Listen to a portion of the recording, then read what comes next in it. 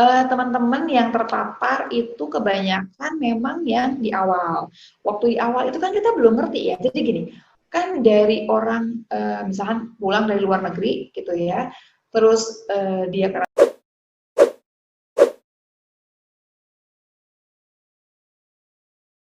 teman-teman yang terpapar itu kebanyakan memang yang di awal.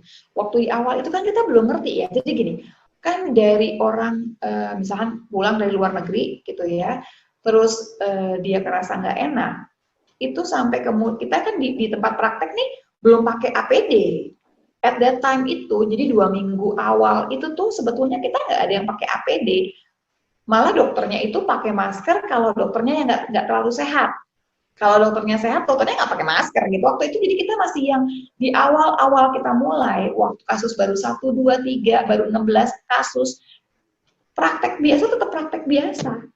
Dokter gigi masih praktek biasa, kemudian dokter THT masih praktek biasa. Maksud praktek biasa itu praktek biasa nggak pakai masker gitu loh, nggak pakai APD. Nah itu kita penularan paling banyak di situ. Kenapa? Ya iya dong, pasti yang datang ke dokter itu kan yang dalam keadaan nggak enak, yang dalam keadaan sakit. Nggak usah dia ngomong, waktu dia batuk di depan muka kan bisa kejadian.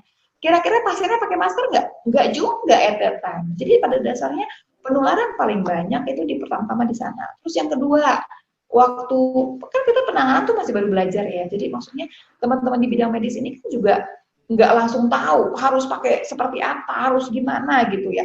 Hazmat itu baru dipakai kan setelah beberapa minggu kemudian. Nah, beberapa minggu dalam waktu 3-4 minggu itu ya yang tertular pasti banyak dengan sendirinya.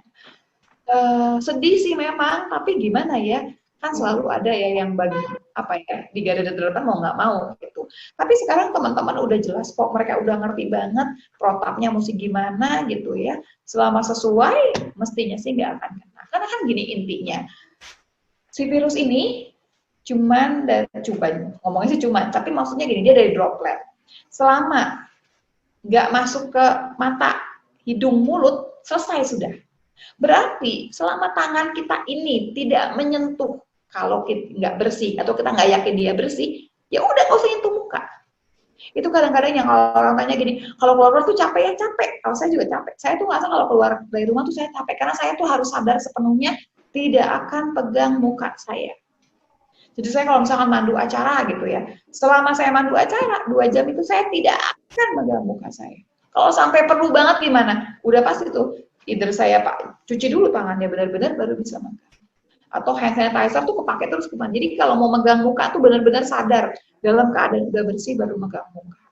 Nah, waktu itu kan kita lupa, kita juga masih belum, ya masih banyak deh protap yang kita masih belum rapih.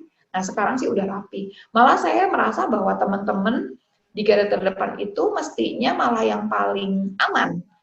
Itu yang saya bingung nih sama masyarakat, apa namanya, kerja di Wisma Atlet diusir, ada yang perawat diusir. Jangan salah, mereka itu jauh lebih aman karena mereka pakai semua alat APD dengan rapi.